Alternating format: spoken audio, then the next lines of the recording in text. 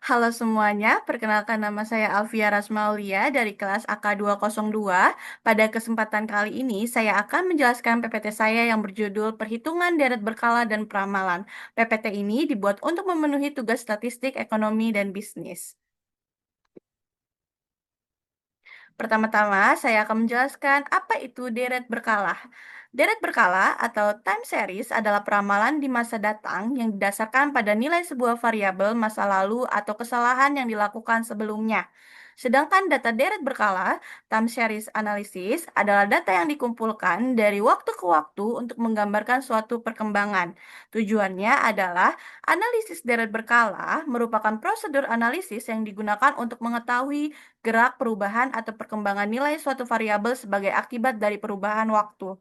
Dalam analisis ekonomi dan lingkungan bisnis, biasanya analisis deret berkala digunakan untuk mengetahui gerak perubahan atau perkembangan nilai suatu variabel sebagai akibat dari perubahan waktu. Sedangkan peramalan, peramalan merupakan kegiatan yang bertujuan untuk memperkirakan apa yang akan terjadi di masa yang akan datang. Kegiatan ini dapat dilakukan melalui berbagai metode yang dikenal sebagai metode peramalan. Tujuan peramalan diperlukan karena adanya perbedaan-perbedaan waktu antara kebijakan baru dengan waktu pelaksanaan. Dalam konteks bisnis, biasanya peramalan diperlukan untuk mengantisipasi suatu peristiwa yang datang terjadi pada masa yang akan datang sehingga dapat dipersiapkan kebijakan atau tindakan yang perlu dilakukan. Metode mencari atau menghitung tren linier, garis tren. Data berkala dapat dipergunakan untuk dasar pembuatan garis tren. Garis tren dapat dipergunakan untuk membuat ramalan yang sangat diperlukan untuk dasar perumusan perencanaan. Ada dua metode dalam analisis tren, yaitu tren linier dan tren eksponensial. Di sini kita fokus untuk menjelaskan tren linier. Tren linear ada metode, yaitu diantaranya satu, metode tangan bebas. Metode tangan bebas merupakan metode pembuatan tren bebas yang dilakukan tanpa menggunakan formula matematis. Yang kedua, ada metode setengah rata-rata. Metode setengah rata-rata dapat digunakan apabila data yang dihadapi jumlahnya genap, sehingga dapat dibagi menjadi dua kelompok sama besar. Yang ketiga, ada metode rata-rata bergerak. Metode peramalan ini menggunakan time series sebagai dasar peramalan data aktual, lalu yang akan diramalkan untuk mengetahui pola data yang diperlukan. Dan yang terakhir adalah metode kuadrat terkecil. Metode ini paling sering digunakan untuk meramalkan karena perhitungannya lebih teliti. Pada metode ini digunakan acuan angka bulan ganjil dan bulan genap.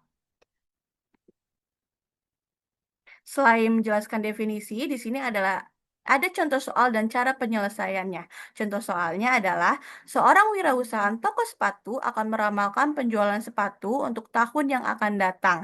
Data yang ada dari tahun 2017 hingga 2021 untuk data ganjil dan dari tahun 2016 hingga 2021 untuk data genap sebagai berikut. Jadi ada dua data, yaitu data ganjil dan data genap.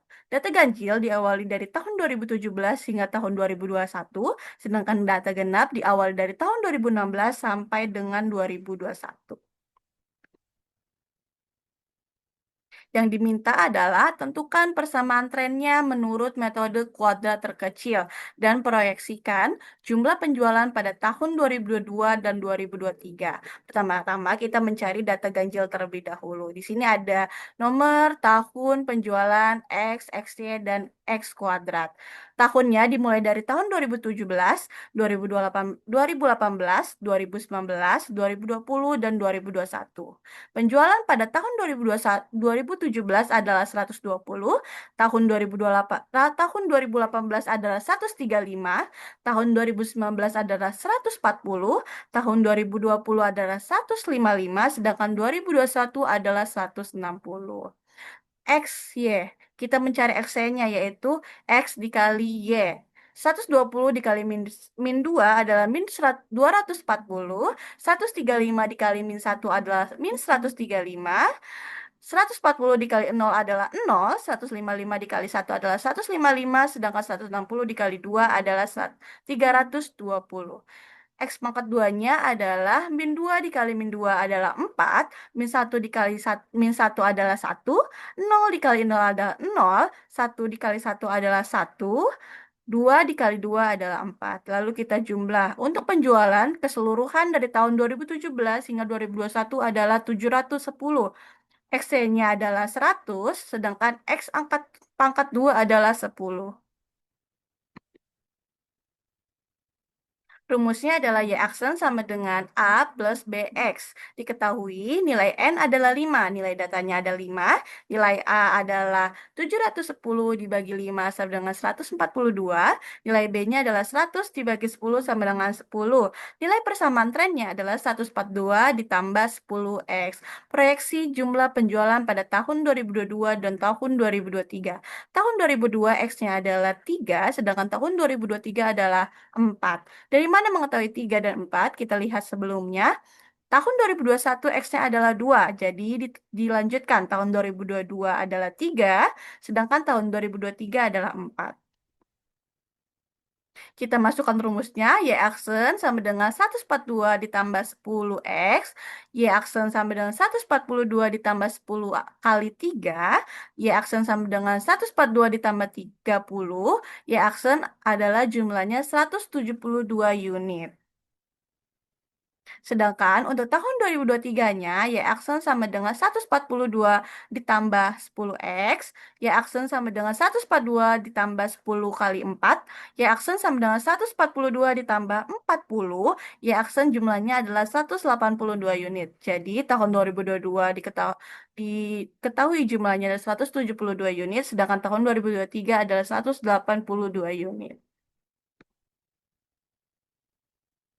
Baik, setelah kita mencari data ganjil, kita mencari data genap. Di sini tertera tabelnya dari tahun 2016 sampai dengan tahun 2021. Pada tahun 2016 penjualan adalah 100, tahun 2017 penjualannya adalah 120, tahun 2018 penjualannya 135, tahun 2019 140, tahun 2020 penjualannya 155, sedangkan tahun 2021 penjualannya adalah 160. Nilai XC-nya adalah 100 dikali min 2,5 min 120, 120 dikali min 1,5 min 180, 135 dikali min 0,5 sama dengan min 67,5, 140 dikali 0,5 sama dengan 70, 155 dikali 1,5 232,5, 160 dikali 2,5 hasilnya 400. X pangkat 2-nya adalah min 2,5 dikali min 2,5 adalah min 0,25, min 1,5 dikali min 1,5 2,25, min 0,5 dikali min 0,5 0,25, 0,5 dikali 0,5 0,25, 1,5 dikali 1,5 2,25, 2,5 dikali 2,5 adalah 6,25. Jadi diketahui penjualan totalnya adalah 810, X-nya adalah 205, sedangkan X pangkat 2-nya 17,5. Rumusnya masih sama, yaitu Y aksen sama dengan A plus BX. Diketahui nilai datanya ada 6, N sama dengan 6, nilai A-nya adalah 810 dibagi 6, sama dengan 135, nilai B-nya adalah 205 dibagi 17,5 sama dengan 11,71. Nilai persamaan trennya adalah Y aksen sama dengan 135 ditambah 11,71X. Tahun 2022, proyeksi jumlah penjualan pada tahun 2022 dan tahun 2023.